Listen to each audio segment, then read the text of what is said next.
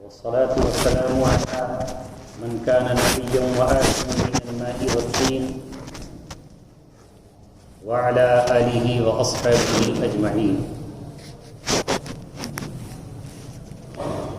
أما بعد، قال الله تبارك وتعالى في كتابه الكريم: وما أرسلناك إلا رحمة للعالمين. وقال رسول الله صلى الله عليه وسلم: إنما بعثت معلما لأتمم مكارم الأخلاق، أو كما قال رسولنا ونبينا محمد صلى الله عليه وسلم.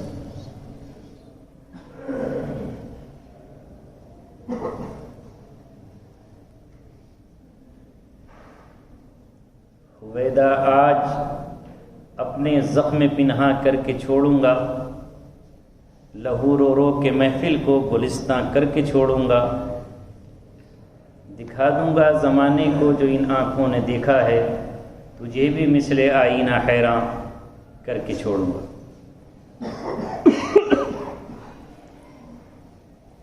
انجام اس کے ہاتھ ہے، آغاز کر کے دیکھ، بھیگے ہوئے پروں سے ہی پرواز کر کے دیکھ۔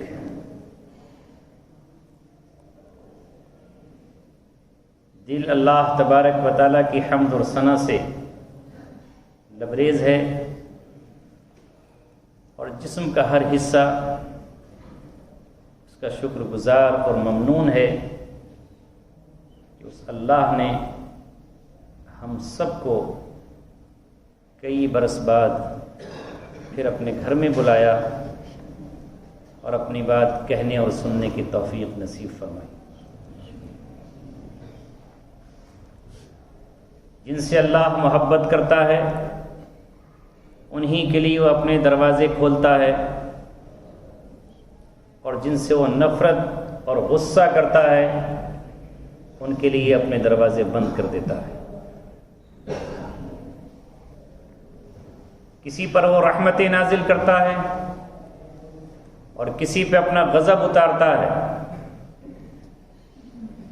کسی کو اپنے دامن رحمت میں جگہ دیتا ہے اور کسی کو لعنت زدہ کر کے محروم کر دیتا ہے۔ یہی ہے مارکہ خیر و شر، یہی ہے قصہ آدم و شیطان۔ ایک تکبر کا شکار ہوا، اپنے پر اس نے غرور کیا اور اللہ کے در سے دھتکار دیا گیا، اور دوسرا وہ ہے جس نے اپنا اعتراف قصور کیا، ندامت کے آنسو بہائے، رب کی طرف متوجہ ہوا، توبہ کی، انابت کی، اور پھر سے اسی مقام کا مستحق پایا جس کے لیے اس کو بنایا گیا تھا۔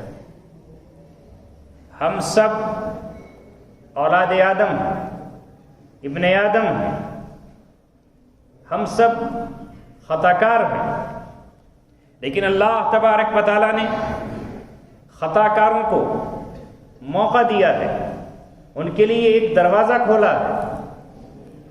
موت کا فرشتہ آنے سے قبل وہ دروازہ توبہ کھٹکھٹائیں اور اپنے معافی کا پروانہ اللہ سے لے آئے۔ جس مقام سے گرے تھے اسی مقام پر پھر پہنچ جائیں۔ یہ ہے اللہ تبارک و تعالیٰ کا خصوصی فضل اور اس کی عنایت۔ یا ایھا الذین آمنوا توبوا الی اللہ توبۃ نصوحا، اے ایمان والو اللہ تبارک و تعالیٰ کی طرف متوجہ ہو جاؤ۔ توبہ کے معنی ہیں پلٹنے کے، متوجہ ہونے کے۔ خالص توبہ کر لو، اس کی طرف رجوع کرو۔ کہیں دوسرے انداز میں فرمایا گیا فَفِرُّوا إِلَى اللَّهِ، دوڑو، دوڑ لگاؤ۔ کس کی طرف؟ اللہ تبارک و تعالیٰ کی طرف۔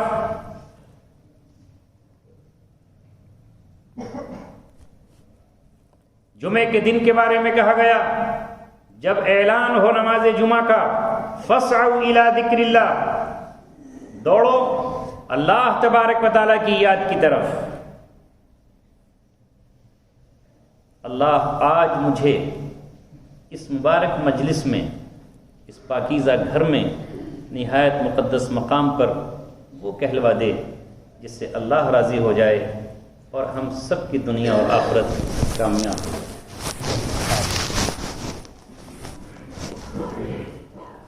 ذرا تصور میں جائیے، اللہ تبارک و تعالیٰ نے جب سے آدم علیہ السلام کو یہاں بھیجا، ابلیس بھی آیا اور کشمکش شروع ہو گئی۔ ابلیس اپنی محنت اور جد و جہد کرتا رہا، جو اللہ سے مہلت لی تھی، جو اسباب مانگے تھے، جو ذرائع اس نے طلب کیے تھے، جس قوت اور طاقت کو اور چھوٹ کو اس نے مانگا تھا وہ اللہ نے اسے عطا فرمائی، اور یہ کشمکش چلتی رہی یہاں تک کہ آج یہ دنیا، یہ کائنات اپنے آخری چھور پر ہے اور آخری مرحلے پر ہے۔ اس نے اللہ سے کہا تھا اور کہا ہے کہ میں ان کو بھٹکا کے رہوں گا، وَلَأُضِلَّنَّهُمْ، میں ضرور بضرور بھٹکاؤں گا۔ تو اس نے قسم کھائی ہے کہ میں ان کو بھٹکا کر رہوں گا۔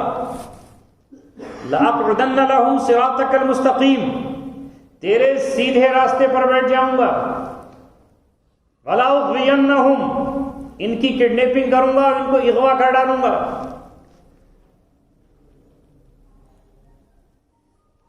وَلَأُمَنِّيَنَّهُمْ، ان کو امیدیں دلاؤں گا۔ اس طرح ہو جائے گا، وہ ہوگا، آرزوؤں میں، امیدوں میں ان کو الجھائے رکھوں گا۔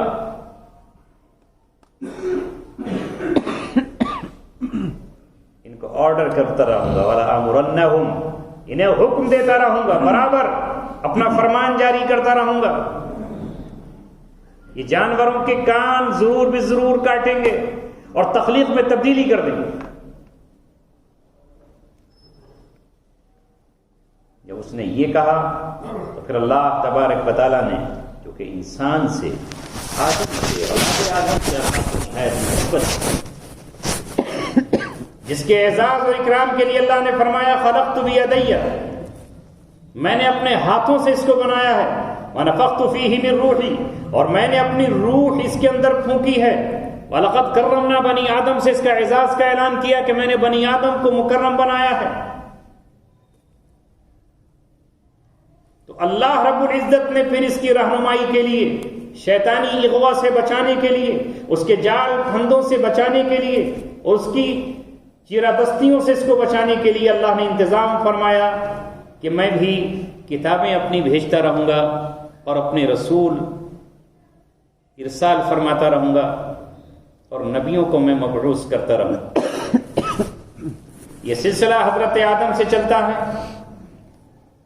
لاکھوں انبیاء آتے ہیں، 313 رسول تشریف لاتے ہیں، اللہ چھوٹی اور بڑی کتابیں اتارتا رہتا ہے، ادھر سے ابلیس اور اس کی کشمکش جاری رہتی ہے، یہاں تک کہ آج ہم اس زمانے میں داخل ہو جاتے ہیں۔ اب ہمارے سامنے اللہ تبارک و تعالیٰ کی کتاب موجود ہے، اس کو پڑھتے رہیے اور ابلیس سے مقابلے کی تیاریاں کرتے رہیے، اس کے داؤں اور پھندوں سے بچتے رہیے، جانب جنت چلتے جائیے، جہنم سے اپنے آپ کو بچانے کی کوشش کرتے رہیے۔ یہ میں نے ابتدائی نقشہ اس لیے کھینچا تاکہ پوری بات ہماری سمجھ میں آ جائے۔ پچھلے زمانوں میں اللہ تبارک و تعالیٰ نے انبیاء کا انتخاب کسی خاص قوم، کسی خاص علاقے، کسی خاص خطے کے لیے کیا،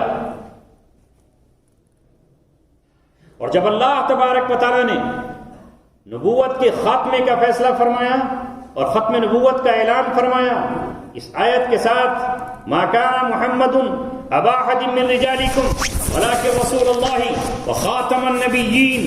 اللہ تعالیٰ نے پھر آپ کو مشرق و مغرب کے لیے، شمال اور جنوب کے لیے، اور اللہ رب العزت نے اس وقت سے لے کر کے صبح قیامت تک کے لیے اللہ کے رسول محمد رسول اللہ کا انتخاب فرما لیا.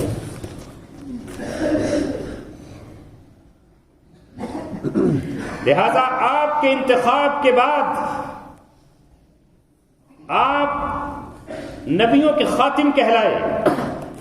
آپ پر اترنے والی کتاب آخری کتاب بن گئی اور اللہ کا آخری پیغام بن گیا، اور اس کتاب کی حامل امت، اس پر لبیک آمنا و صدقنا کہنے والی امت آخری امت بن گئی.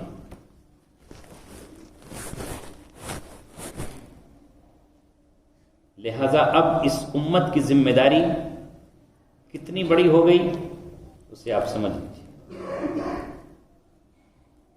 اس کی ذمہ داری میں مشرق تا مغرب، شمال تا جنوب، گورے اور کالے سب شامل ہو گئے. رسول اکرم صلی اللہ علیہ وسلم نے جس دن حجۃ الوداع فرمایا اس دن بہت سارے اعلان فرمائے، اور حجۃ الوداع پر جو آپ نے خطبہ دیا وہ تاریخی خطبہ ہے جس میں آپ نے جاہلیت کی تمام رسم و رواج کو ختم کر ڈالا، اور آپ نے کہا کہ میں جاہلیت کے تمام داغوں کو مٹانے آیا ہوں اور تمام رسم و رواج کو اپنے پیروں کے نیچے کچلنے کے لیے آیا ہوں. اور آپ نے اس وقت اعلان کر دیا کہ اب تک جو لوگوں نے اور انسانوں نے ابلیس اور شیطان کے کہنے پر اپنے آپ کو خانوں میں بانٹ رکھا تھا کہ عرب اپنے آپ کو عرب اور فصحا کہلاتے تھے اور باقی دنیا کو وہ عجم کہہ کر پکارا کرتے تھے، اپنے آپ کو عرب ہونے پر فخر کا دعویٰ کرتے تھے، گورے کالوں سے اپنے کو افضل اور برتر سمجھتے تھے، مالدار اپنے کو غریبوں سے اعلیٰ اور افضل سمجھتا تھا. رسول پاک صلی اللہ علیہ وسلم نے اعلان فرما دیا لا فضل لعربی علی العجم ولا لعجمی علی العرب. آج کسی گورے کو کالے پر اور کسی کالے کو گورے پر فضیلت نہیں ہے. آج کسی عرب کو عجم پر کوئی فضیلت نہیں ہے.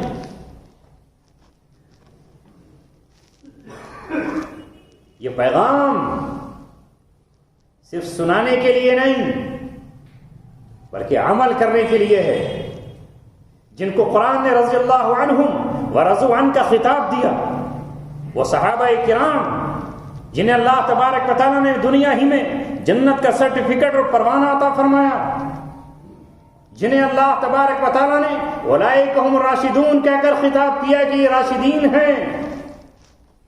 کوئی ان پر تنقید نہ کرنے لگے، کوئی ان پر جرح و تعدیل نہ کرنے لگے، کوئی ان کی زندگی میں چھان اور پھٹک نہ کرنے لگے. اولئک هم المفلحون قرار دیا، اولئک هم المهتدون جن کو قرار دیا، اولئک الذین امتحن اللہ قلوبہم بالتقوی، جن کے تقوی کا امتحان اللہ تبارک و تعالیٰ نے لے لیا. ہما شما کی کیا حیثیت ہے کہ وہ پھر کلام کرے حضرت بلال کی زندگی پر، وہ کلام کرے. ان صحابہ کرام نے عملاً اس کو ثابت کر کے دکھایا، ثابت کر دیا.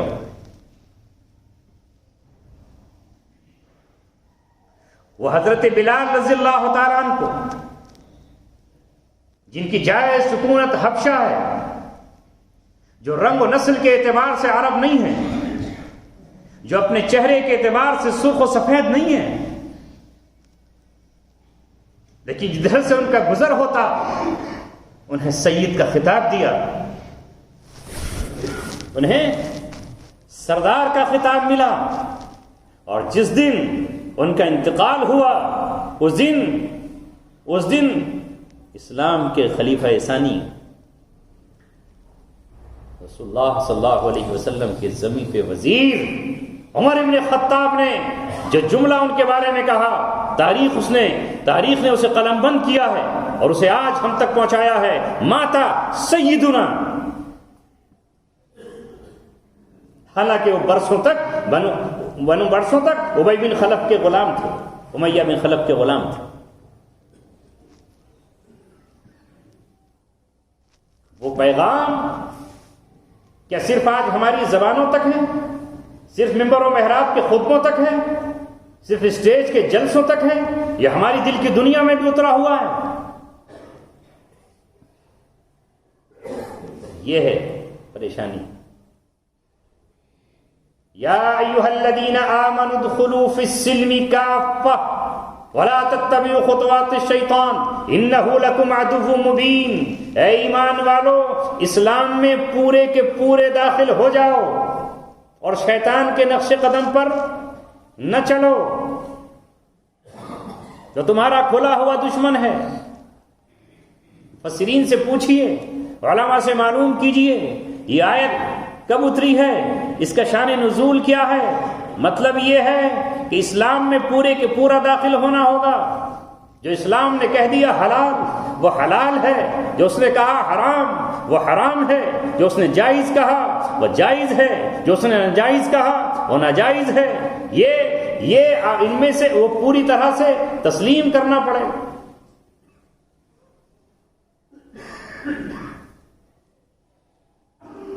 آپ غور فرما لیجئے، ہر نبی اور ہر رسول ان حالات میں بھیجا گیا جب ہوائیں اس کے مخالف چلتی ہیں. معاشرہ نہایت ذلت اور پستی کے مقام پر ہوتا ہے.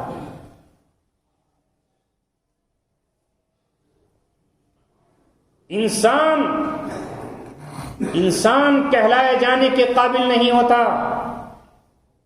اس سے بہتر زندگی جانور گزارتے ہوتے ہیں، اس سے بہتر زندگی چرند اور پرند گزارتے ہیں، درندے اس کی درندگی سے شرما جاتے ہیں. ان حالات میں اللہ تبارک و تعالیٰ نے ہر نبی اور رسول کو مبعوث کیا. یہ اللہ کی آخر کتاب میں پڑھ لیجیے. اور نبی اپنی امت کے لیے، اپنی قوم کے لیے اور پوری انسانیت کے لیے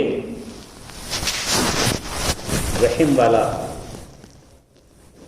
رونے والا، آنسو بہانے والا.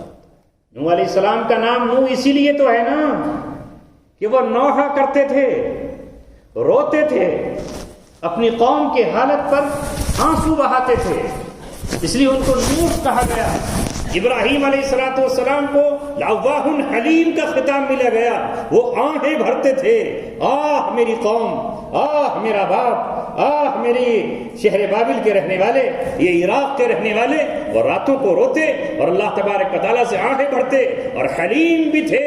ان کو کیا کیا نتانے ملے اور کون سی بھکتیاں ان پر نہیں کسی گئیں، کیسی کیسی ان کی مذاقیں اڑائی گئیں. وہ جذبات میں جذباتی نہیں ہو جانے والے تھے، اس لیے ان کا خطاب ان کو اللہ نے حلیم کا خطاب دیا. اللہ نے جو اپنی آخری کتاب میں یہ تمام واقعات اتارے ہیں، یہ قصہ گوئی کی کتاب نہیں ہے، یہ داستان ابن صفی کی نہیں ہے، یہ لیلا اور مجنو کی کہانی نہیں ہے. اور وہی واقعات بیان کیے گئے ہیں جو انسانوں کے لیے عبرت ہیں، جو تمام جہانوں کے لیے عبرت ہیں. جو سمجھے کون؟ اولی الابصار، جن کی آنکھیں کھلی ہیں اور جن کو اللہ نے آنکھیں دی ہیں، وہی اس سے عبرت حاصل کر سکتے. نبی قوم کے دروازوں پر جاتا ہے، ان کے بازاروں میں پہنچتا ہے، ان کے میلوں میں جا کر انہیں آواز لگاتا ہے.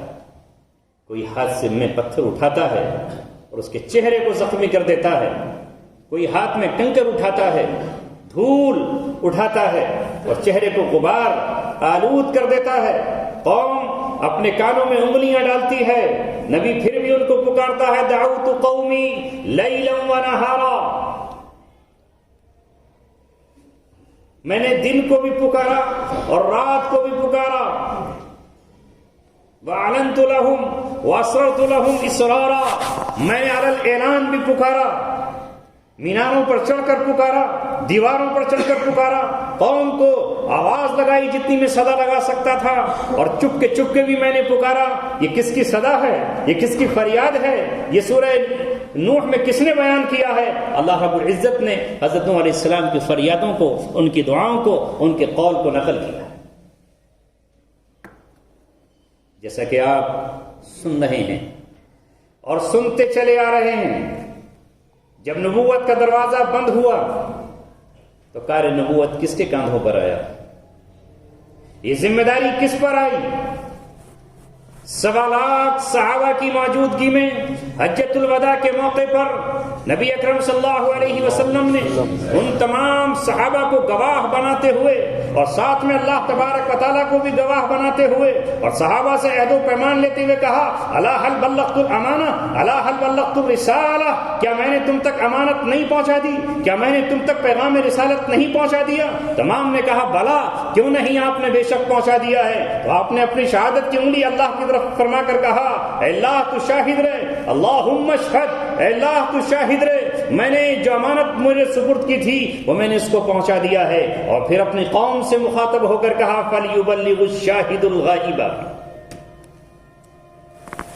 اب جو یہاں حاضر ہے ان تک پہنچا دے جو موجود ہیں۔ پھر قافلے چلے، کارواں نکلے، وطن چھوڑے، احباب چھوڑے، اور جہاں تہاں چاردانگے عالم میں اس امانت کو پہنچانے کے لیے لوگ نکل پڑے۔ وہی امانت آج ہم سب کے پاس ہے،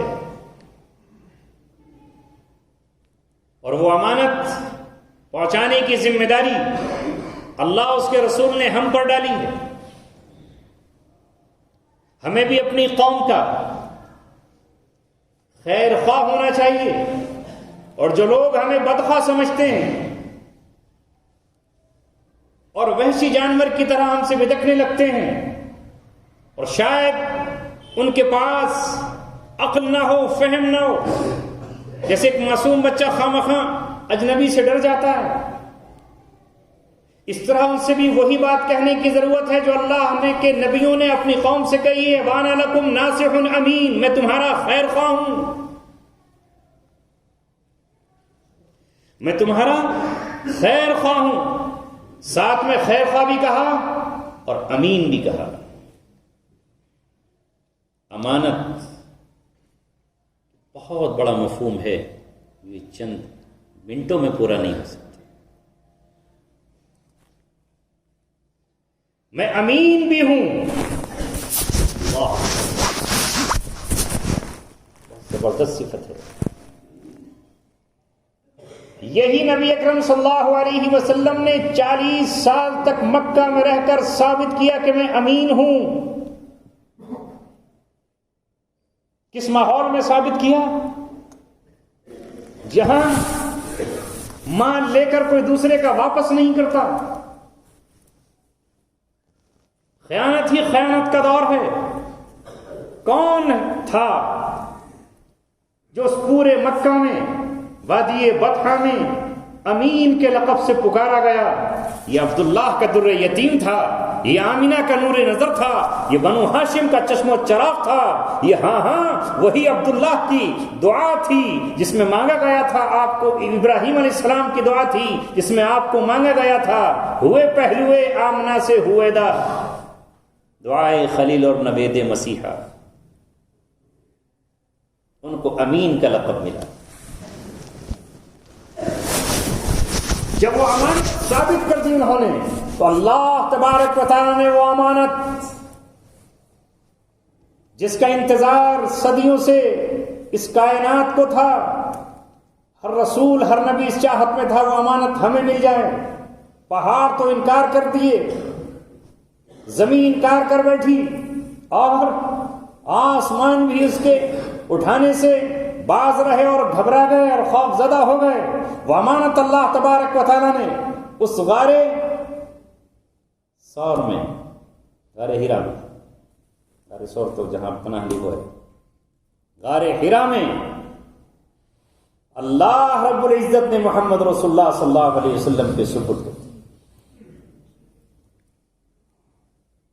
پہلے اپنے کو امانت دار ثابت کیا تو اللہ نے سب سے بڑی امانت آپ کے سپرد کی، اور پھر امت کو آپ نے درس دیا، تم میں جو کوئی ایمان کا دعویٰ کرے، ایمان کا دم بھرے اور ایمانیات کا اظہار کرے، وہ امانت سے خالی نہ ہو۔ لا ایمان لمن لا امانت لہ، اس کا ایمان نہیں جس کے پاس جو امانت دار نہیں۔ یہی ہے انبیاء کرام کی زندگی میں اور عام رہبروں میں فرق۔ عام رہبر خائن ہوتے ہیں اور نبی خائن نہیں ہوتا۔ عام رہبر پہلے اپنے مقصد کی بات کرتے ہیں، مجھے کتنا فائدہ ہوگا، میرے کو کیا پروفٹ ہوگا، مجھے اس میں کیا ملے گا۔ لیکن نبی بے غرض، امت کا غمخوار، امت کا ہادی، امت کا رہبر، اور اس کے لیے تڑپنے والا اور رونے والا، بے طلب اور بے غرض ہوتا ہے۔ اس لیے رسول اللہ صلی اللہ علیہ وسلم ان سے بھی جو ان کے خون کے پیاسے ہیں، جو رات بھر تلواریں لیے ان کے انتظار میں کھڑے ہیں کہ کب محمد رسول اللہ اپنے گھر سے نکلیں گے اور ہم ان کے ٹکڑے ٹکڑے کر ڈالیں گے۔ تمام سرداران قریش اور تمام سرداران مکہ جس انتظار میں ہیں کہ آج قصہ ہی ختم کر دیں گے اور اس کے لہو سے اپنے ہاتھوں کو رنگین کر کے فخر کے دعوے کریں گے۔ لیکن وہ ہے جو ان کی امانتوں کو اپنے بھائی اور بعد میں ہونے والے اپنے داماد حضرت علی مرتضیٰ کے حوالے کرتے ہیں، اے علی میرے بستر پر لیٹ جاؤ، میری چادر اوڑھ کر لیٹ جاؤ، تمہیں کوئی غضب اور نقصان نہیں پہنچائے گا، یہ امانت فلاں ابن فلاں کی ہے، یہ امانت فلاں ابن فلاں کی ہے، یہ اس کا اور اس کا ہے، ان کے سپرد کر کے پھر تم مدینے آئے۔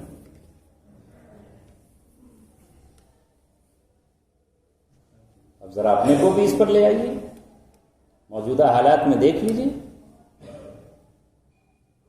کتنے امانت دار ہیں۔ چاروں طرف رونا تو ہے، ہماری تجارتیں کساد بازاری کا شکار ہو گئیں، ہم پنپتے نہیں۔ کیا ہے کہ دیگر قومیں ترقی کرتی چلی جا رہی ہیں، کبھی اپنے عیوب پر بھی نظر ڈالی، کبھی اپنی کمیوں کو بھی پہچانا۔ جس نام سے جانے جاتے تھے، جو خصلتیں ہماری تھیں، جو صفات ہماری تھیں، وہ ہم سے چھن گئیں۔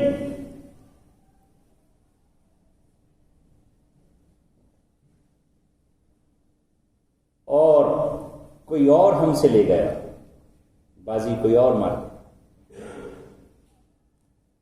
آؤ دیکھو رسول پاک صلی اللہ علیہ وسلم جب کوہ صفا پر چڑھتے ہیں اور اعلان کرتے ہیں، 40 سالہ کریکٹر ان کے سامنے پیش کرتے ہیں، 40 سال کا کردار ان کے سامنے پیش کرتے ہیں، جہاں ان کے تمام کھڑے ہوئے ہیں اور سارے کے سارے ٹکٹکی باندھ کر آپ کو دیکھ رہے ہیں، تو آپ نے اس وقت فوراً اعلان نہیں کر دیا، بلکہ اپنے 40 سالہ کردار اور کریکٹر کو پیش کرتے ہوئے کہا، کیف وجدتمونی، تم نے مجھے کیسا پایا۔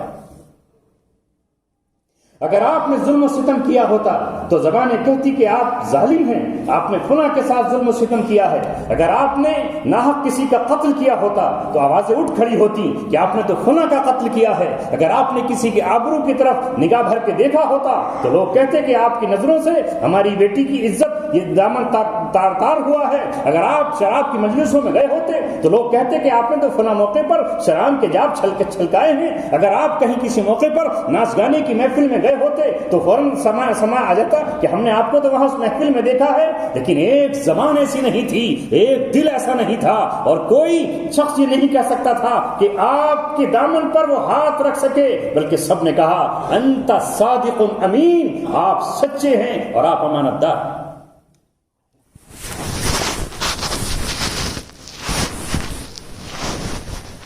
رسالت کا تاج سجا ہے 40 سال کی عمر میں، حالانکہ نبوت تو مل گئی ہے آپ کو اس وقت جب آدم علیہ السلام کا خمیر پتلے کے لیے تیار ہو رہا ہے۔ اظہار نبوت بعد میں ہوا ہے، عطا نبوت تو پہلے ہی ہے۔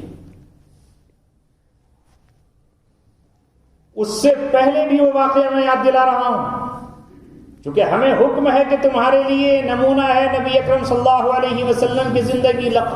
قد کان لکم فی رسول اللہ اسوۃ حسنہ لمن کان یرجو اللہ والیوم الآخر، جو آخرت پر یہ امید رکھتا ہے اس کے لیے نمونہ ہے محمد رسول اللہ صلی اللہ علیہ وسلم کی زندگی۔ خانہ کعبہ کی تعمیر ہو رہی ہے، اہل مکہ تعمیر کر رہے ہیں، مسئلہ آ گیا حجر اسود کے لگانے کا۔ ظاہر ہے جاہلیت سما گئی ہے، وہ قبیلہ کہہ رہا ہے کہ ہم اعلیٰ اور افضل ہیں، وہ کہہ رہے ہیں ہم برتر اور بالا ہیں، ہم لگائیں گے۔ تلواریں کھنچ گئیں. دیکھیں کون اس پتھر کو ہاتھ لگاتا ہے, کون ہے ماں کا جیالہ جو اسے چھو کر دکھائے. ہاتھ کاٹ لیے اور برتن میں خون نچوڑ لیا اور کہا دیکھتے ہیں کون. قریب تھا کہ امن کے گھر میں بیت اللہ جسے امن کا گہوارہ کہا گیا ہے وہاں خون کی ندیاں بہہ جائیں. زمانہ جاہلیت میں بھی وہ 4 مہینے جنگ نہیں کیا کرتے تھے کیونکہ اس موسم میں لوگ حج کیا کرتے تھے, اس احترام میں وہ نہیں کرتے تھے, حکم بھی تھا. لیکن آج جاہلیت اور فخر اور تکبر اور بڑائی اس درجے عروج پر پہنچی ہوئی ہے کہ وہاں تلواریں کھینچے ہوئے ہیں. بزرگوں کو اللہ تبارک و تعالیٰ ہوش مندی اور دانش مندی عطا کرتا ہے اور نوجوان صرف جذبات کا شکار ہوتے.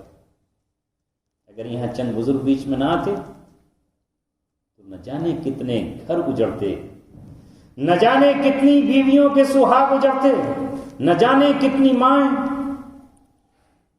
اپنے یتیم بچوں کو لیے بیوگی کی زندگی گزارتی.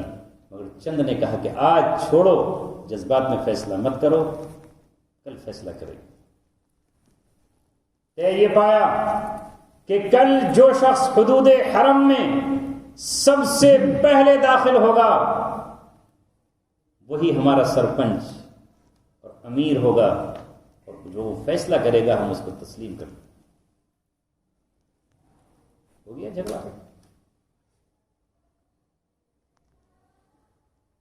اب ہر شخص انتظار میں ہے, صبح میں پہلے پہنچوں. بنو تے اپنے انتظار میں ہیں, بنو تمیم اپنے انتظار میں ہیں, بنو ہاشم اپنے انتظار میں ہیں. ہر قبیلہ 14 بنو امیہ سوچ رہے ہیں آج یہ فخر ہمیں حاصل ہو جائے. لیکن اللہ تبارک و تعالیٰ اعلان کر چکا تھا کہ اب جہاں کا امام بنا کر, سرداروں کا سردار بنا کر, بادشاہوں کا بادشاہ بنا کر, تاج نبوت جس کے سر پہ ہم نے سجایا ہے اب وہی بازی لے کر جائے گا. کوئی نہیں آ سکتا. بدلتے بدلتے گزاری, لیکن وہ سعادت اسی کو ملنا تھی جس کا نام احمد ہے, جس کا نام محمد ہے, جو رحمت للعالمین ہے, جو تمام کو برابری کا درجہ دینے کے لیے آیا ہے, جو یہ فرق مٹانے کے لیے آیا کہ تم سب ایک ماں باپ کی جب اولاد ہو تو پھر یہ فخر کیسا, پھر یہ بڑائیاں کیسی, پھر یہ غرور و تکبر کیسا. سب سے پہلے محمد رسول اللہ وہاں موجود ہیں.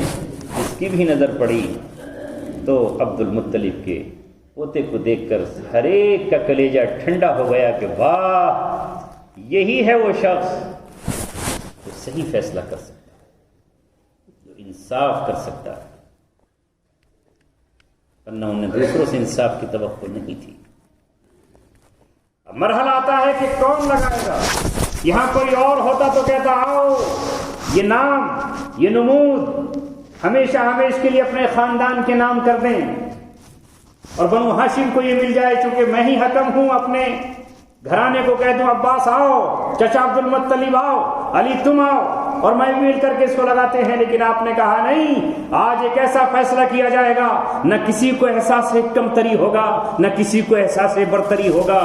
لاؤ چادر لے کر آؤ. ایک چادر میں حجر اسود کو رکھتے ہیں اور ہر قبیلے کا سردار اس پر اپنا ہاتھ لگائے اور بیک وقت سب ایک ساتھ اٹھائے. جب اٹھانے کا وقت آیا تو سب نے یہ بیک آواز ہو کر کہا اب اسے خانہ کعبہ کی دیوار میں محمد تم لگاؤ, اس لیے کہ تم نے ہماری بیویوں کو بیوہ ہونے سے بچا لیا اور ہمارے بچوں کو یتیم ہونے سے بچایا, اس حدود حرم کو خون آلود ہونے سے بچایا.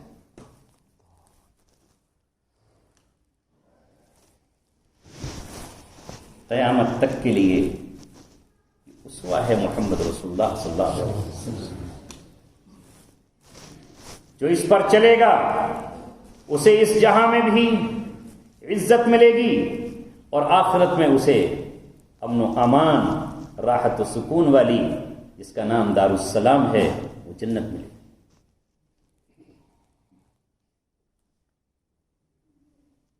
میں عرض یہ کر رہا تھا کہ ہر نبی اس دور میں آتا ہے جب انسان خود اپنے رواج اور اپنے دستور بنا کر الجھنوں میں پھنس جاتا ہے، اندھیریوں میں کھڑا ہو جاتا ہے اور روتا ہے. یہ میں نے اس لیے عرض کیا ہے کہ یہ امت آج سے پھر طے کر لے کہ وہ صادق کا لقب حاصل کرے، وہ امین کا لقب حاصل کرے. چند ہی دنوں کے بعد کایا پلٹ جائے گی. آج افسوس کی بات یہ ہے کہ سود خور، سود پر رقم دینے والے وہ امین بن گئے، اور جو سودی نظام سے بچانے اور بچنے کے لیے آئے تھے وہ خائن بن گئے. کیوں؟ آج بینک میں روپے رکھ کر آدمی مطمئن ہے کہ وہاں مجھے پیسے کا حساب مل جائے گا، اور ہمیں 10,000 روپے دینے کے لیے تیار نہیں ہے کہ ہو سکتا ہے یہ 10 بھی نہ ملے. کہاں سے چلے تجارت ہماری؟ ہر شخص اپنے آپ میں تنہا زندگی گزارنا چاہتا ہے، حالانکہ اسلام نے، نبی نے، قرآن نے، منفعت ایک ہے اس قوم کی، نقصان بھی ایک، حرم پاک بھی، دین بھی، اللہ بھی، قرآن بھی ایک. کیا بڑی بات تھی جو ہوتے مسلمان بھی ہے؟ فرقہ بندی ہے کہیں اور کہیں ذاتیں ہیں. کیا زمانے میں پنپنے کی یہی باتیں ہیں؟ اس کا نظام اجتماعی بنایا. یہ جو آج ہم بیٹھے ہیں یہ مسجدیں کیوں بنائی گئی؟ کیوں کہا گیا لا صلاۃ لجار المسجد الا فی المسجد؟ مسجد کے پڑوسی کی نماز بھی نہیں ہوگی مگر مسجد میں. عبداللہ ابن مکتوم ایک نابینا صحابی ہیں، آئے رسول پاک صلی اللہ علیہ وسلم کے پاس، کہا اللہ کے رسول نابینا ہوں، ٹھوکریں لگتی ہیں، قدم زخمی ہو جاتے ہیں، کبھی گر پڑتا ہوں، اجازت ہے مجھے کہ گھر میں نماز پڑھ لوں؟ آقا رحم دل تھے، فرمایا اگر یہ پریشانی ہے، یہ مشکل ہے تو آپ گھر ہی میں نماز ادا فرما لیں. جبریل آ گئے، کہا بلاؤ ان کو، بلاؤ. پوچھا کہ اذان کی آواز جاتی ہے گھر تک؟ کہا پہنچتی ہے. کہا پھر گنجائش نہیں ہے، آئیے کسی کا سہارا لے کر ہی آئیے اور مسجد میں نماز پڑھیں.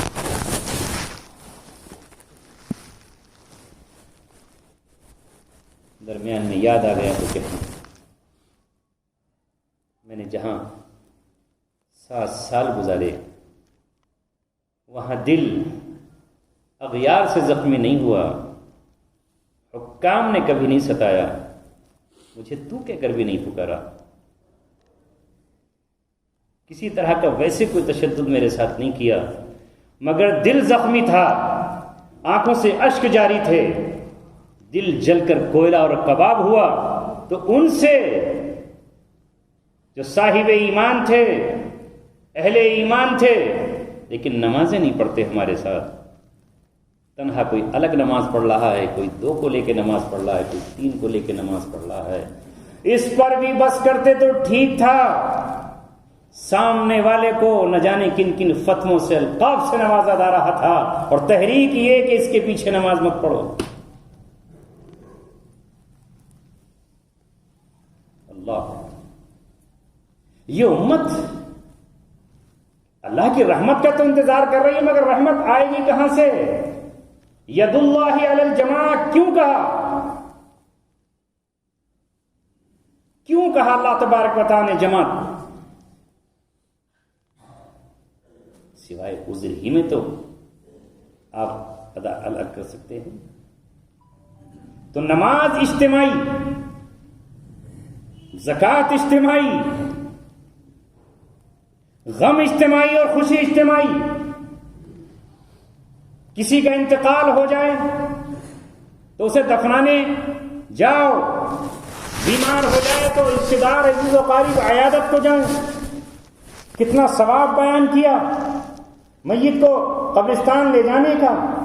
اجتماعی طور پر دعا کرو، ورنہ حکم ہو جاتا کہ ٹھیک ہے بیٹا الگ سے دعا کر دے، بیوی الگ سے دعا کر دے، وہ الگ سے دعا کر دے. ہر خوشی اور غم اجتماعی. نکاح کیا. اب نکاح میں یہ تو آپ نے پابندی نہیں کی کہ نکاح والے دن آپ سب کو بلائیے، بلکہ جو جس کو دعوت میں آ جائے. لیکن اس کے بعد اولم ولو بشاتن، آپ نے عبد الرحمن بن عوف رضی اللہ تعالیٰ عنہ سے کہا کہ آپ خوشی میں ولیمہ تو کر دیجیے.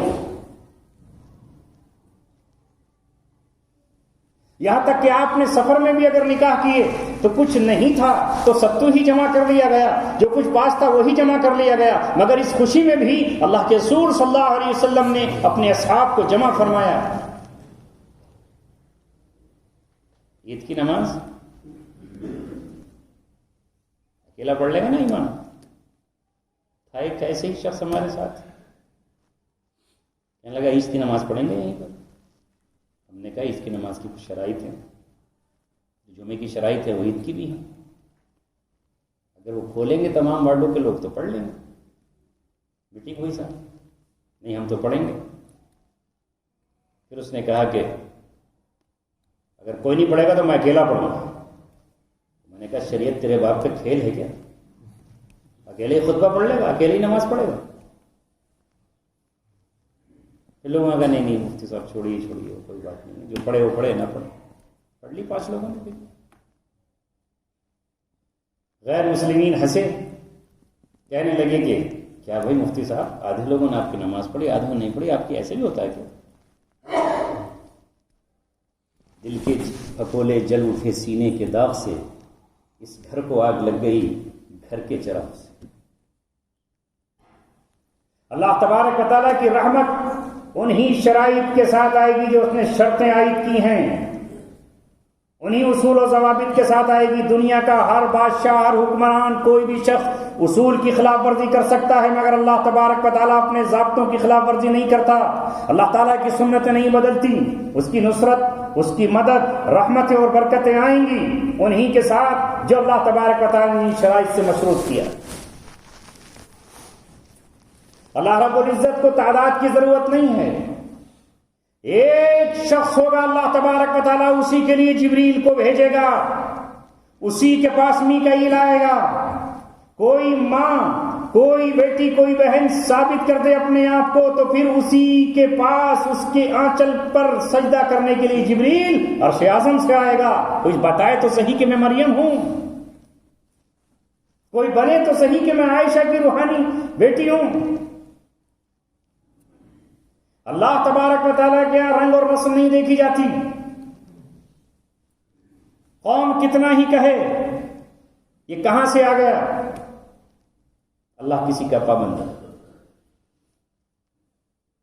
تو میں پھر عرض کر رہا ہوں، آج کیا ہے؟ ایک طرف پیسہ ہے، ایسا نہیں کہ پیسہ نہیں ہے، وہ تو اللہ کے رسول کی پیشن گوئی اور خوف پورا ہو چکا ہے. جو آپ نے کہا تھا کہ مجھے اپنی امت پر فقر و فاقے کا خوف نہیں ہے، مجھے امت پر خوف یہ ہے کہ دنیا اپنے بازو ان پر پھیلا دے گی اور یہ ایسے ہی ہلاک ہو جائیں گے جیسے پچھلی امتیں ہلاک ہوئی تھی. ہاں دنیا نے آج اپنے بازو پھیلا دیے ہیں، مال تو ہے، ایک طرف مال بھی ہے، دوسری طرف غربت بھی ہے. کاش ہم اپنے نبی کے پیغام کو سمجھ لیں تو ہماری غریبی بھی دور ہو جائے. مال ہے لیکن وہ زکوٰۃ نہیں نکال رہا. ادھر مین پاور ہے، محنت کرنے کے لیے بازو ہیں، مگر چونکہ دل میں ہمیں یہ ہے کہ یہ بے ایمانی کر لے گا، اس لیے ہم شراکت داری کے لیے تیار نہیں.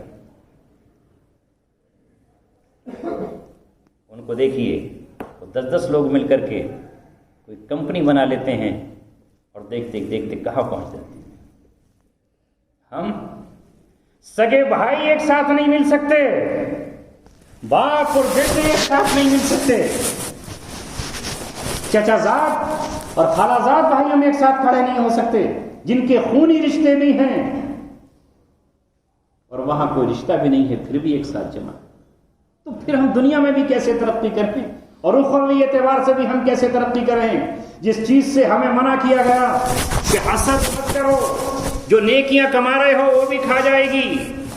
حسد اس طرح نیکیوں کو کھا جاتا ہے جس طرح آگ لکڑی کو کھا جاتی ہے، ہماری اپنی نیکیاں جو ہم نے نماز پڑھ کر کمائی ہیں، جو صدقہ دے کر کمائی ہیں، جو ہم نے عبادات کر کے کمائی ہیں، وہ نیکیاں حسد کھا گیا کہ ارے اس نے اتنا اونچا مکان کیسے بنا لیا، اس کی تجارت رات دن ترقی کیوں کر رہی ہے، رات دن اسی کڑھن اسی فکر میں لگے ہوئے ہیں، اسے نقصان پہنچانے پر لگے ہوئے ہیں۔ ظاہر ہے کہ اس کا تو ہم کچھ نہیں بگاڑ سکے، اپنے ہی آگ میں ہم جل گئے اور اس کا بھی دل کا سکون ہم نے چھین لیا۔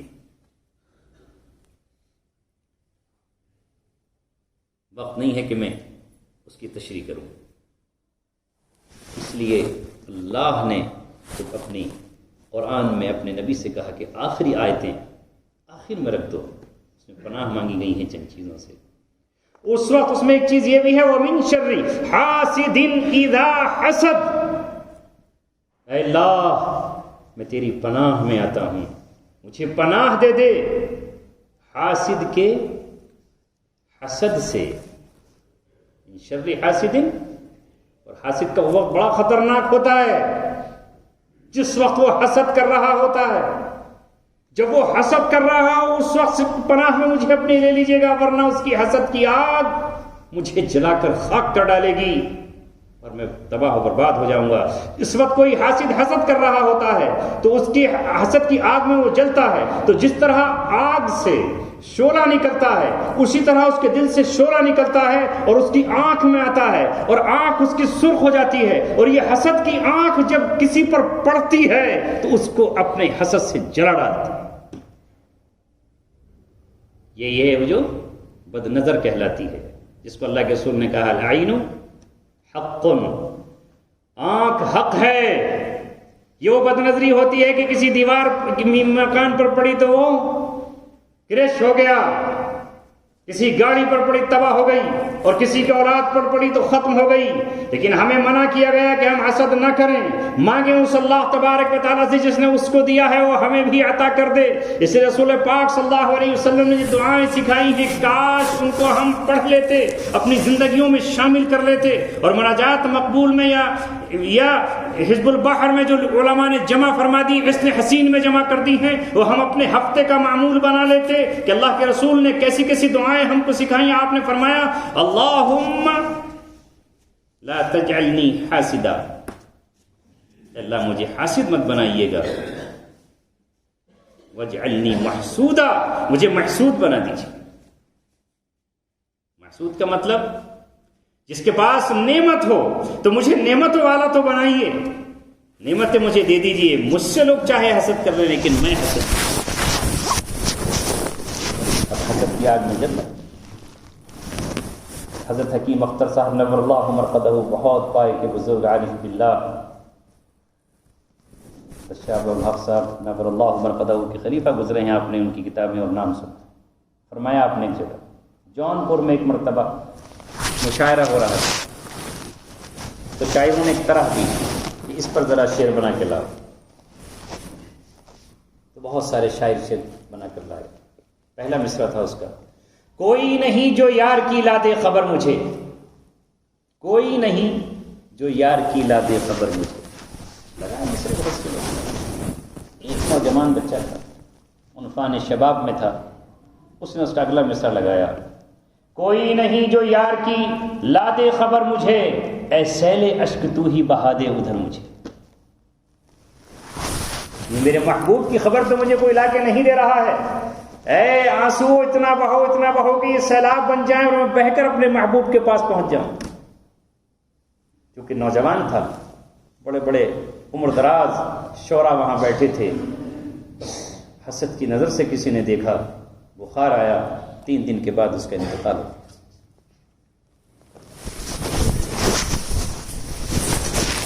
اے رسول اللہ صلی اللہ علیہ وسلم کے پیارے امتی،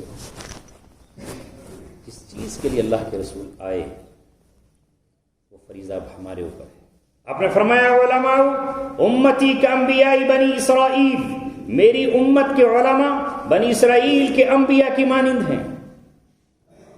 یہ تو قطعی بات ہے کہ وہ درجہ تو کسی کو نہیں مل سکتا.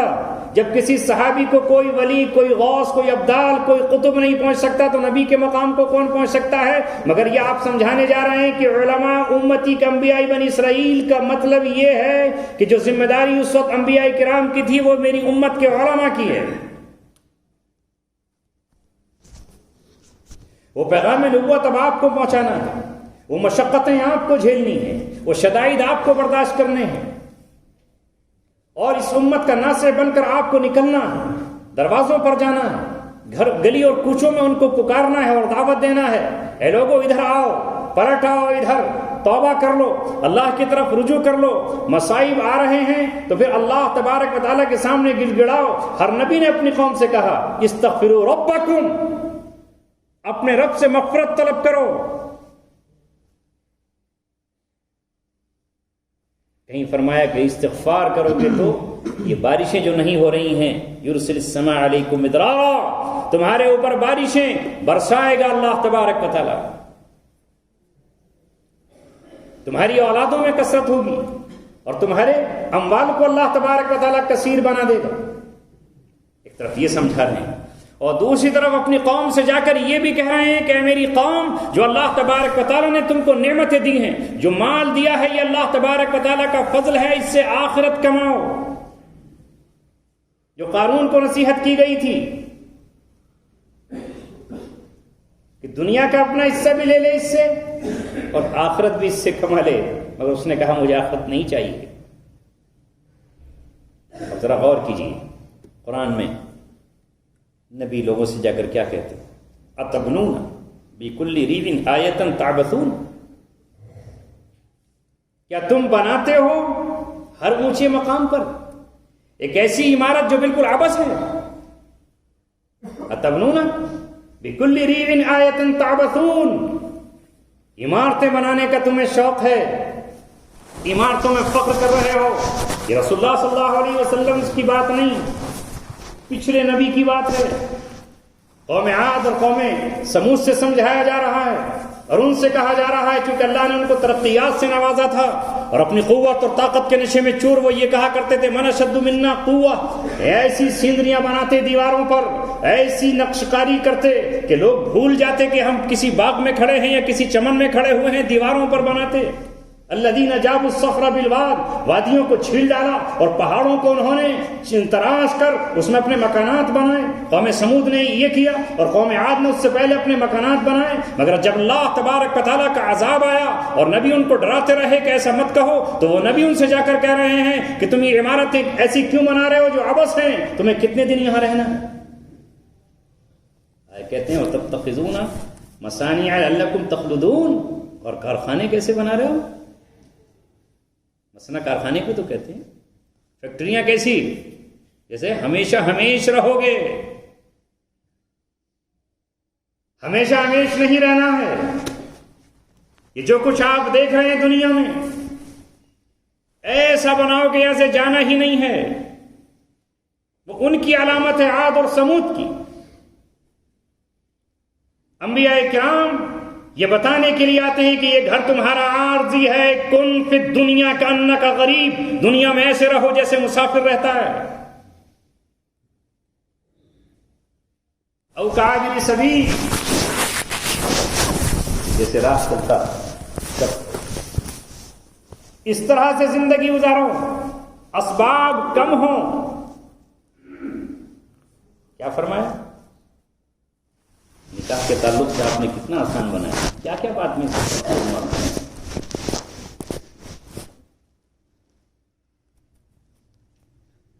سب سے برکت والا نکاح کون سا ہے؟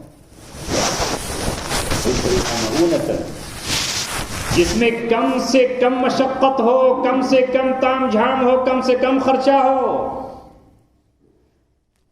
مگر اے اس علاقے کے رہنے والوں، مبارک ہو آپ کو. میں جب اس زمانے میں آیا تھا تو مجھے بتایا گیا تھا کہ یہاں الحمدللہ ہم نے ایک ایسا نظام بنایا ہوا ہے کہ بیٹی کے نکاح پر 1 روپیہ خرچ نہیں ہوتا. ہم تو صرف بھر کے رہ جاتے ہیں. ہم جن علاقوں میں تعلق رکھتے ہیں اور جہاں رہتے ہیں وہاں یہ وبا بڑھتی ہی چلی جا رہی ہے, رکنے کا نام نہیں لیتی. ہم تصور میں سوچتے ہیں کہ کیسے لوگ ہیں کہ جہاں بیٹی کے نکاح پر, یہاں تو حال یہ ہے کہ بیٹی کی منگنی پر 60 تولے سونا بیٹی والے کو دینا پڑتا ہے اپنی حیثیت کے مطابق. اور جیسے ہی بیٹی شعور کی عمر پہ قدم رکھتی ہے, نہیں معلوم کتنی راتیں اس کی مسلح پر روتے ہوئے گزرتی ہیں. ایک بیٹی کو دیکھنے آتا ہے, چھوڑ کر چلا جاتا ہے, دوسرا آتا ہے ناپسند کر کے چلا جاتا ہے, تیسرا آتا ہے پوچھ کر چلا جاتا ہے. اگر ایک بیٹی کو کسی نے موٹر سائیکل پہلے کی بات کر رہا ہوں نہ دی ہو تو دوسری بہنوں کا نکاح نہیں ہوتا, 5 سال 6 سال گزر جاتے ہیں. اور جب ان کو یہ پتا چلتا ہے کہ 4 ویلر گاڑی ہمیں ملنے جا رہی ہے تو جا کر اس کا رشتہ آتا ہے. عمریں گزر جاتی ہیں 25-28 سال, اس کی جوانی اجڑ جاتی ہے, چہرے پر اس کے غم کے آثار نظر آتے ہیں. ایسا لگتا ہے کہ جیسے اس کو جوانی میں کسی نے بوڑھا کر دیا ہے. اس بچی پر کیا گزرتی ہے جب اسے اس لیے ٹھکرا کر چلے جاتے ہیں کہ اس کے باپ کے پاس دینے کے لیے جہیز وہ نہیں ہے جو ان کا مطالبہ ہے.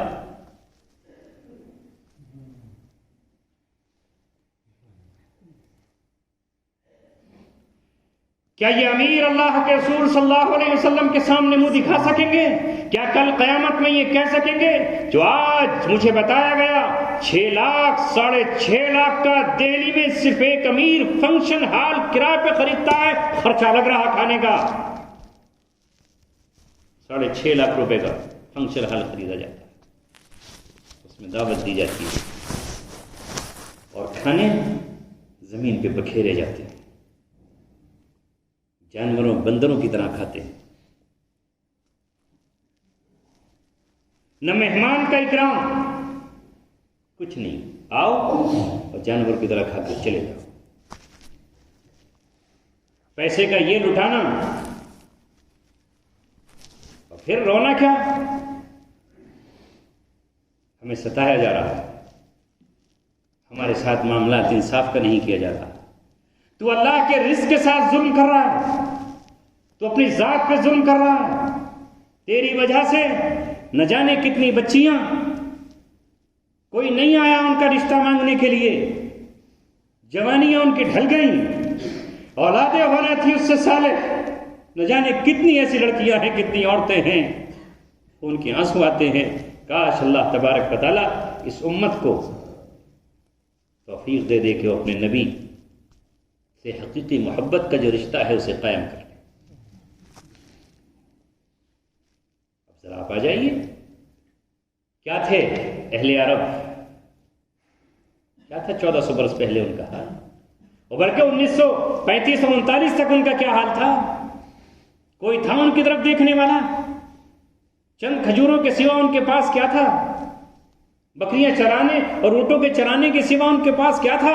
مگر اللہ تبارک و تعالیٰ نے 1400 برس پہلے جب اپنی آخری نعمت ان کو عطا کر دی, اپنا آخری رسول ان کے بیچ میں مبعوث کر دیا, اور جب آخری پیغمبر ان کو دے دیا, دنیا کی بیش بہا دولت ان کو دے دی, اور جب اللہ تبارک و تعالیٰ نے انہی کے بیچ خانہ کعبہ بنا دیا, دنیا کا مرکز ان کو بنا دیا, اللہ نے اس خطے کو وحی کے محبت کے طور پر چنا, اللہ تبارک و تعالیٰ نے اسے خطہ انبیاء اور رسول بنا دیا, تو پھر اللہ رب العزت نے دنیاوی اعتبار سے بھی ان کے ہاں پیٹرول اور ڈیزل کے خزانے اور گیس کے خزانے اور سونے چاندی کے پہاڑ بنا دیے. لو ساری نعمتیں میں تمہیں دیتا ہوں, روحانی نعمت بھی, اخروی نعمت بھی, اور دنیاوی نعمت بھی. دنیا تمہارے در پہ آ کے بھکاری ہے, ساری دنیا تم سے بھیک مانگے گی, ہمیں ویزا دے دو, ہم رسول اللہ کے در کی زیارت کرنا, ہمیں اجازت دے دو سفر کی, ہم اللہ کے در پہ حاضری دینا چاہتے ہیں. ہماری زبان سے ابراہیم علیہ السلام کی صدا پر لبیک نکل گیا ہے عالم ازل میں, ہم اس کی سعادت حاصل کرنے کے لیے تمہارے شہروں میں آنا چاہتے ہیں. مگر یہ کون ہیں جن کو اللہ تبارک و تعالیٰ نے سب کچھ دے رکھا ہے, مگر اس کے بعد بھی حج پر ہر سال پیسے بڑھاتے چلے جائیں. سوچو, مجھے تنقید کا حق نہیں ہے, مگر بحیثیت ایک نبی کے غلام اور ایک امتی کے ایک غریب کی ترجمانی کا حق تو حاصل ہے، وہ غریب کہاں سے لائے گا؟ ہائے کاش تم یہ کہہ دیتے کہ دنیا جہاں والوں آؤ، ہم عثمان غنی کی اولادیں ہیں، تمہارے لیے دسترخوان سجائیں گے اور تم سے کوئی کرایہ اس کا ہم نہیں لیں گے۔ امیروں آؤ تم سے تو لیں گے، شاہوں اور سلطنت کے وزیروں آؤ تم سے تو لیں گے، لیکن اے غریبوں تمہیں ہم دیں گے۔ کہ عبداللہ بن مبارک تمہاری سرزمین پہ نہیں تھے؟ یہاں تک عثمانی صاحب نے اصلاحی خطبات میں بات لکھی ہے اور آپ نے پڑھی ہے کہ عبداللہ بن مبارک ایک مرتبہ حج پہ نکلے، اعلان کر دیا کون ہے جو ہمارے ساتھ سفر حج پہ چلے گا، اپنی درخواست دے دے۔ کسی اللہ والے کے ساتھ آج اگر جانے کا موقع مل جائے کون نہیں جائے گا؟ چل پڑو، لوگ گئے کہ پیسے جمع کر دو، سب کی تھیلیاں جمع کر لی۔ اس زمانے میں دور اشرفی کا تھا۔ وہاں پہنچے، وہاں کہا کہ کسی سے کسی نے اگر مانگا ہو ہدیہ تحفہ، بتاؤ کیا خریدنا ہے؟ سب نے لکھوا دیا ہدیہ تحفے جو وہاں سے چیزیں ملتی تھیں، خرید کر دے دی۔ واپس آئے، سب کے ہدایہ واپس کیے، جو ان کی اشرفیاں تھیں وہ صندوق میں بنتی وہ سب کو واپس کی۔ کہا اس سال تمام لوگوں کا حج میری جانب سے رہا۔ یہ ہے عبداللہ بن مبارک۔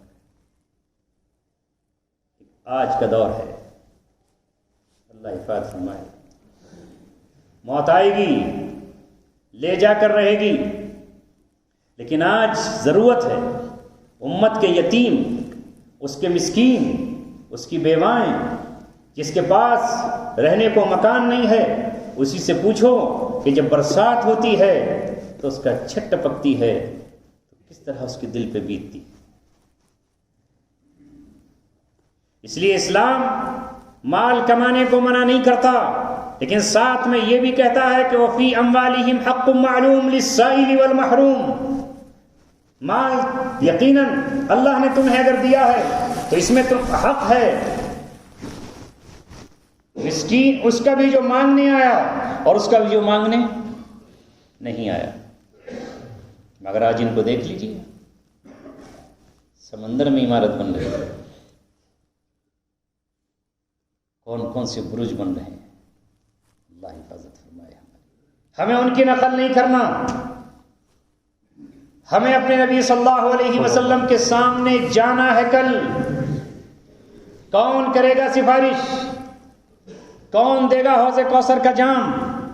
کون کھڑا ہوگا میزان عمل پر ہمارا نامہ اعمال تلوانے کے لیے؟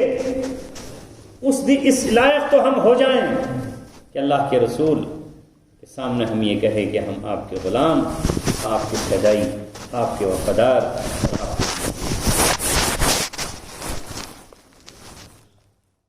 چند منتشر باتیں میں نے آپ سے کی۔ کتنے لوگ ہیں ہم میں سے جو مزدور کی مزدوری پوری نہیں دیتے؟ اللہ کے رسول فرما رہے ہیں آتُ الْأَجِيرَ أَجْرَهُ قَبْلَ أَن يَجُفَّ عَرْقُهُ، اس کا پسینہ خشک ہونے سے پہلے اس کی مزدوری دے دو۔ جس دن یہ امت کے تاجر ایسے بن جائیں گے تو پھر دوسری قومیں آپ کے پاس آئیں گی، انہیں بھی 2 روپے کا نفع نظر آئے گا تو آپ کے پاس آئیں گے۔ رسول اللہ صلی اللہ علیہ وسلم اور دیگر انبیاء کرام نے جو معاشرہ ترتیب دیا، جو ان کے ماننے والے لوگ تھے، انہوں نے ایسا ہی انقلاب برپا کیا زمانے میں۔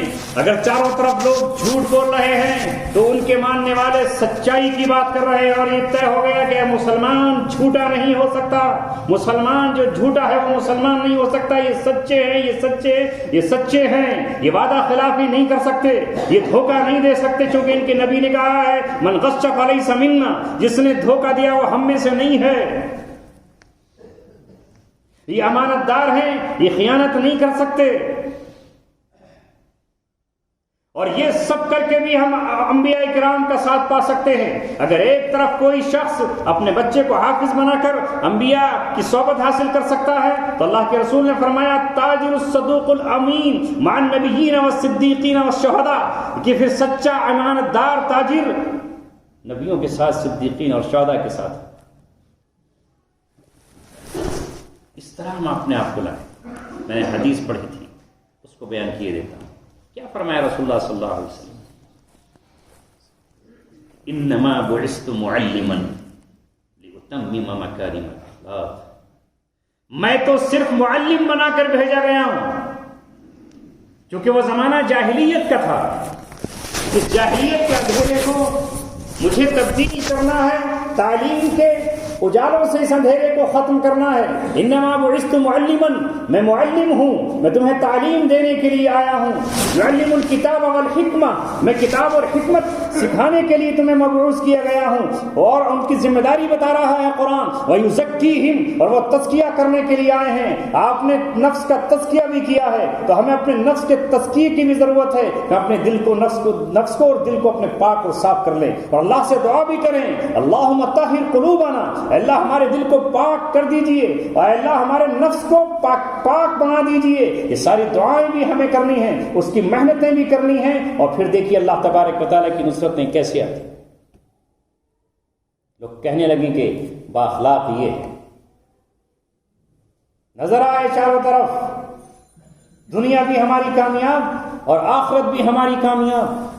وہ جب بھیجے گئے نبی پاک صلی اللہ علیہ وسلم تو چاروں طرف سے کراہیں تھیں. ایک طرف معصوم بچیاں تھیں جو زمین میں زندہ دفن کی جا رہی تھی اور کوئی ان کا پوچھنے والا نہیں تھا. ایران کے کسریٰ کو کیا پڑی تھی کوئی ان بچیوں کے سلسلے میں لفظ بولے، اور روم کے قیصر کو کہاں پڑی ہوئی تھی کہ وہ ان کے بارے میں کوئی بات کرے، مگر نہ جانے کہاں کہاں وہ بیٹیاں زندہ زمین میں دفن ہوتی. اور جیسے ہی انہیں دنیا کا شعور ہوتا، کوئی اور نہیں، باپ اپنی بیٹی کو جنگل میں لے جاتا.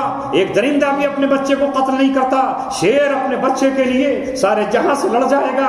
ایک کتا اپنے بچے کے لیے دنیا بھر کو پھاڑ ڈالے گا.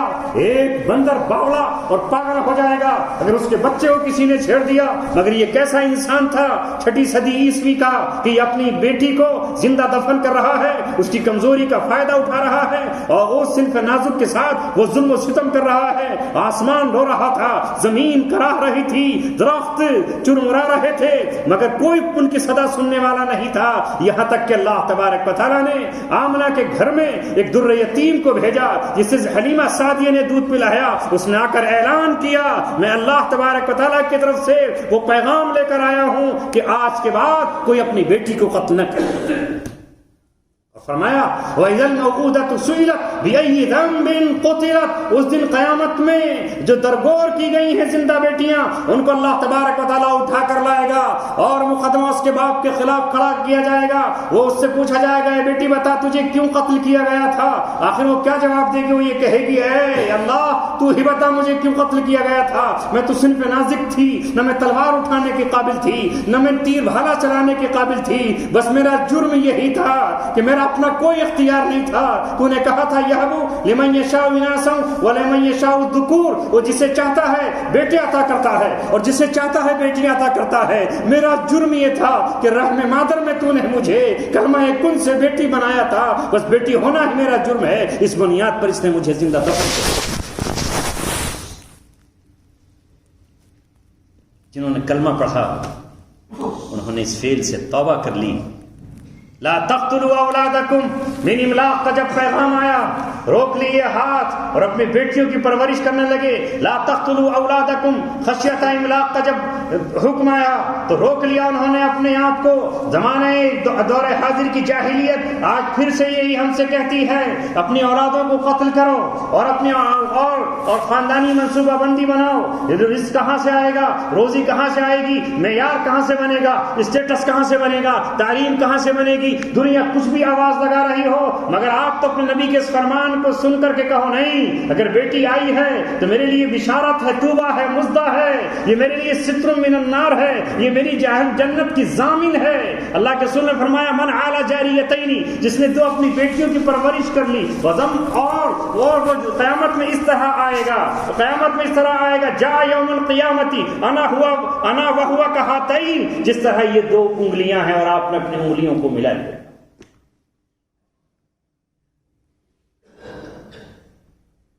آج مفتی صاحب مجھ سے پوچھ رہے تھے کہ آپ کی کوئی تقریر ہے اسلام میں عورت کا مقام، اسلام نے عورت کو کیا دیا.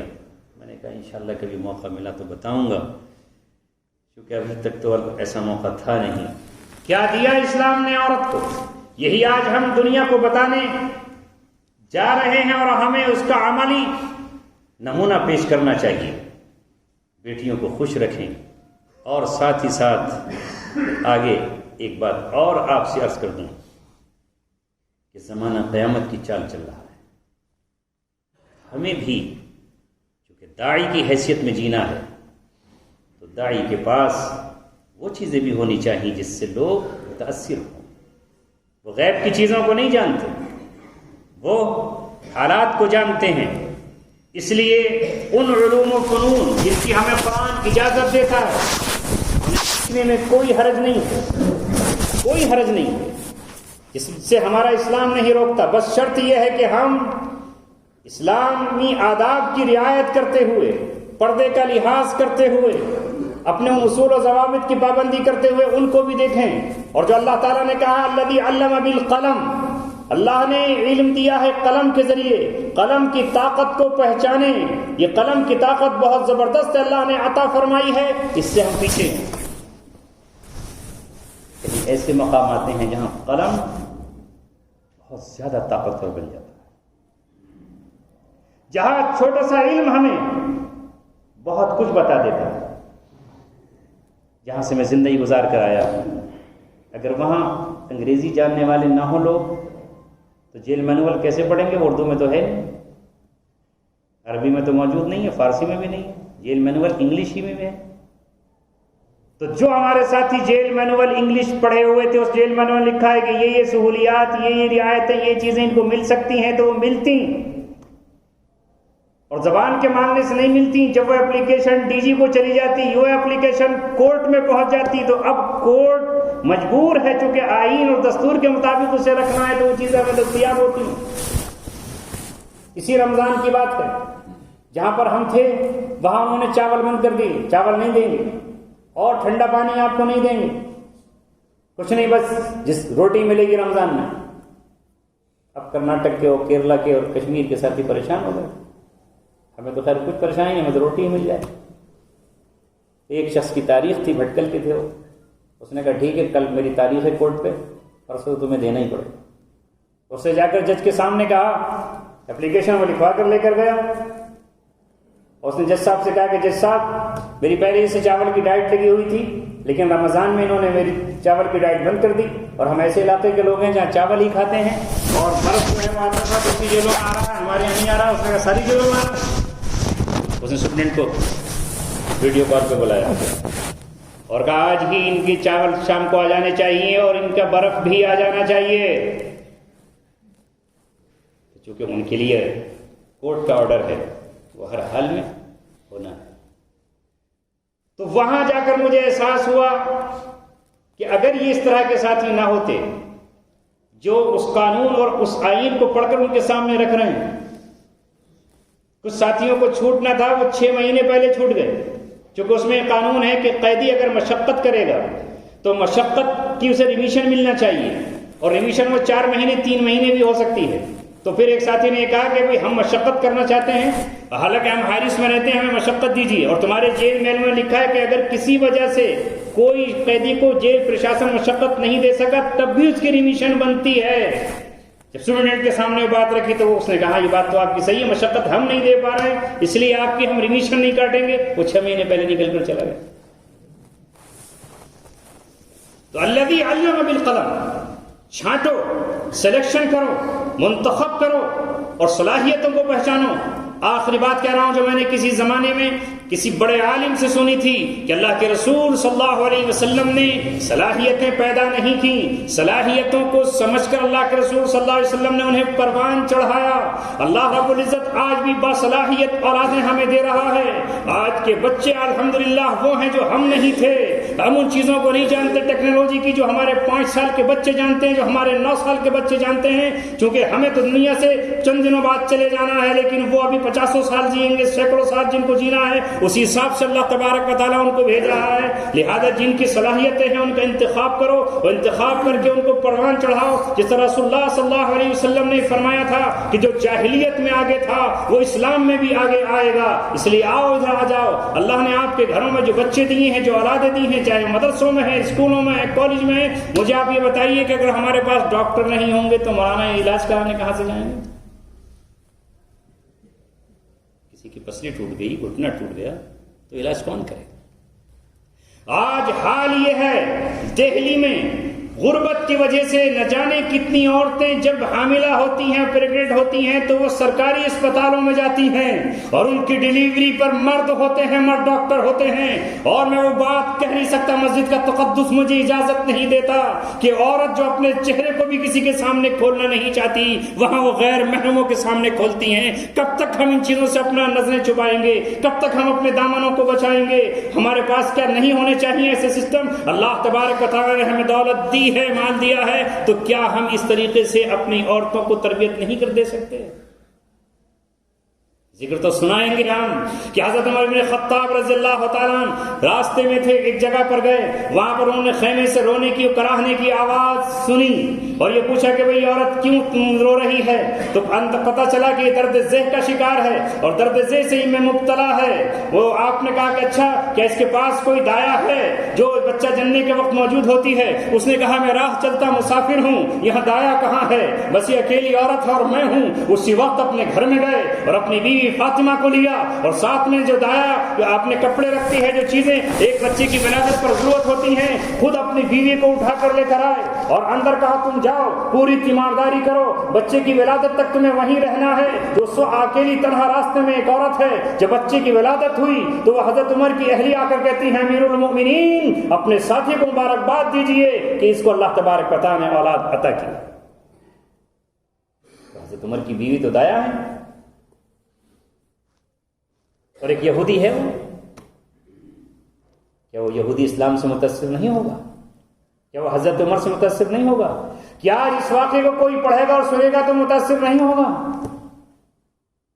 اس لیے شرعی حدود میں اسلام کی پاسداری کرتے ہوئے اگر ہم آگے بڑھیں گے تو والذین جاہدوا فینا لنہدینہم سبلنا, ہم راستے کھولیں گے.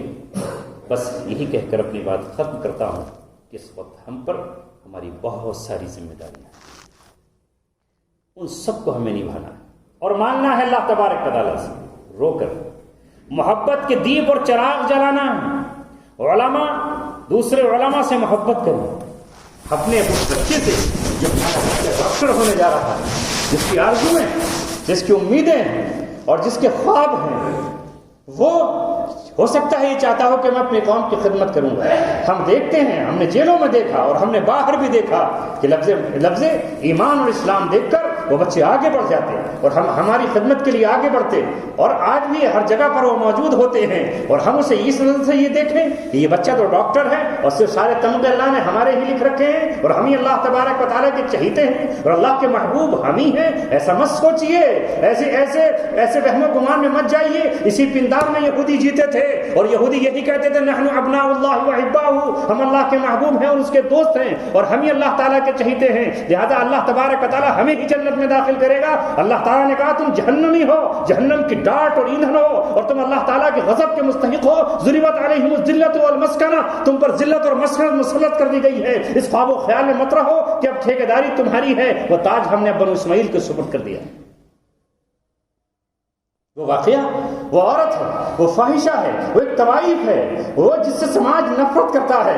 لیکن وہ جب ایک کتے کو پیاس سے تڑپتے ہوئے دیکھتی ہے اور اس سے بلکتے ہوئے دیکھتی ہے, اس کے اندر کا ضمیر جاگ اٹھتا ہے, اپنا موزہ نکالتی ہے اور کنویں سے پانی کھینچ کر کے اس کتے کو پلا دیتی ہے. یہ کسی اور نے خبر نہیں دی ہے, یہ صادق اور امین نے خبر دی ہے, جس نے جنت اور جہنم کو اپنی آنکھوں سے شب معراج دیکھا ہے. اس نے جنت میں کھڑی اس عورت کو دیکھ کر تمہیں بتایا ہے کہ وہ صرف اس بنیاد پر جنت میں گئی ہے کہ اس نے کتے کو پانی پلایا ہے. اور وہ عورت جو رات کو تہجد پڑھتی تھی, جو شب زندہ دار تھی, جو رات کو آہیں بھرتی تھی, لیکن ایک بلی کو پال کر نہ اسے آزاد چھوڑا اور نہ اسے کھانے کے لیے کچھ دیا, وہ بلی تڑپ تڑپ کے مر گئی. اسے رسول اللہ نے جہنم میں جلتے ہوئے دیکھا. ہم حقارت چھوڑیں, اللہ قبول کر لے, ٹھیک ہے, ہم اپنا فریضہ انجام دیں, وہ دوسرا فریضہ انجام دے رہے ہیں. اللہ رب العزت ہمیں ایک دوسرے سے پیار اور محبت عطا فرمائے. بس یہ محبتیں ایک دوسرے کو تقسیم کر دیجیے. اللہ تعالیٰ کے ہوش میں لے کے ایک گھنٹہ تک پڑھنے کی منٹ میں نے سزا لے لی. اللہ ہم سب کی منٹ کی قربانی قبول فرمائے. بات و دعوانا الحمدللہ. اللهم صل على محمد وعلى آل محمد كما صليت على إبراهيم وعلى آل إبراهيم إنك حميد مجيد. ربنا ظلمنا أنفسنا وإن لم تغفر لنا وترحمنا لنكونن من الخاسرين. لا إله إلا أنت سبحانك إني كنت من الظالمين. لا إله إلا أنت سبحانك إني كنت من الظالمين. أني مسني الضر وأنت أرحم الراحمين. ربنا لا تزغ قلوبنا بعد إذ هديتنا وهب لنا من لدنك رحمة إنك أنت الوهاب. اے اللہ ہم سب کے گناہوں کو معاف فرما. زندگی کی ساری خطائیں اور لغزشیں معاف فرما.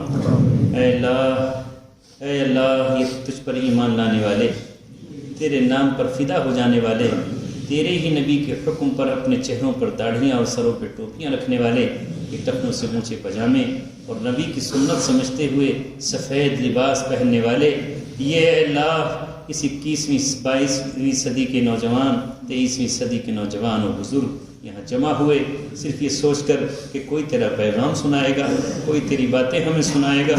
یہ ایک مظلوم شخص کی حوصلہ افزائی کے لیے، اس مظلوم شخص کی حوصلہ افزائی کے لیے جمع ہوئے. مولا جو ہم کہنا چاہتے تھے شاید نہ کہہ سکے، جو تو نے کہلوایا اسے قبول فرما. یہ زبان تیرے ہی حکم سے چلتی ہے، یہ دل و دماغ تیرے ہی تابع اور فرمان ہیں. اے اللہ جو کچھ کہہ دیا اسے قبول فرما لے. جوش و جذبات میں کسی کی دل آزاری ہوئی ہو، کوئی نفسانی خواہش پیدا ہو گئی ہو، اسے معاف فرما دے، اسے معاف فرما دے. صبح سے لے کے شام تک ہم خطائیں کرتے رہتے ہیں، ہماری خطاؤں کو معاف فرما. اے مولا کریم، اے رب رحیم، میرا دل تڑپتا تھا کس طرح میں ان لوگوں سے جا ملوں جن سے میں 7 سال پہلے مل کر آیا تھا. وہ میرا آخری سفر تھا اس علاقے کا، میرے پاس اسباب اور وسائل نہیں تھے. اللہ ان نوجوانوں کو نہ جانے کہاں سے میرا نمبر ملا، مجھ سے رابطہ کیا، مجھے دعوت دی، آنے کے اسباب پیدا فرمائے. تیری ذات ہی تھی جس نے میرا نمبر ان تک پہنچایا، انہوں نے آنے کے سبب پیدا فرمایا. اے رب کریم ان نوجوانوں کی اس قربانی کو قبول فرما. میرے پاس نہ انہیں دینے کے لیے کچھ ہے، نہ انہیں نوازنے کے لیے کچھ ہے. ہم تو مولا کریم ان کے ہدیے کے بدلے ہدیہ بھی نہیں دے سکتے رب کریم، لیکن تو اپنے شان ان کو اپنی ہر طرح کی نعمتوں سے مالا مال فرما. دنیاوی نعمتوں سے مالا مال فرما، اخروی نعمتوں سے مالا مال فرما. بدنگاہوں سے ان کو محفوظ فرما، حاسدوں سے ان کو محفوظ فرما، ظالموں کے ظلم سے محفوظ فرما. اے رب کریم تو چاہے تو شیر کو ہمارا دوست اور ساتھی بنا دے، تو چاہے تو سانپ کو بھی ہمارا محافظ بنا دے، تو چاہے تو فرعون کو حضرت موسیٰ کا رکھوالا بنا دے. اے رب تیرے ہی اختیار میں سب کچھ ہے. رب کریم تو ہماری بے بسی اور بے بضاعتی سے بھی واقف ہے، تو ہماری کمزوری اور خوف و حراس سے واقف ہے. ہمارے خوف کو امن میں بدل دے. اے اللہ اس ملک میں جہاں تو نے ہمیں پیدا فرمایا، جہاں ہمارے باپ دادا کو تو نے ایمان نصیب فرمایا، جہاں نہ جانے کیسے کیسے اولیاء کرام جہاں تہاں سے چل کر آئے، اے اللہ ہم ان کی امانت ہیں، ہم ان کی وراثت ہیں، ہم شاہ ولی اللہ کی وراثت کو تھامے ہوئے ہیں.